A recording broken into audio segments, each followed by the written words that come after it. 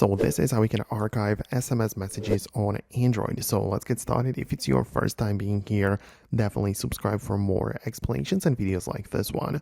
So it kind of depends on which app you are using as the SMS messages client, because some of them work better or differently than others. For example, usually on the Samsung phones, we have the Samsung messages as well as Google messages. And inside of the Google messages, it's pretty simple because what you have to do is just to find the message thread and swipe left on it to make sure that it kind of like goes away. You can see this little icon right there, and it just means that the message has been archived. It hasn't been deleted. You can still reach it or find it if you ever wanted to.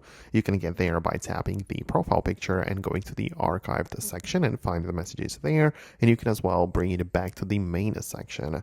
However, the point is that inside of the Samsung messages, when you hold down on the message thread, we don't really see that option right here. So it's kind of a different thing, a different story, because we have to kind of like set it up differently. So in this case, I would recommend you to just switch to the Google Messages.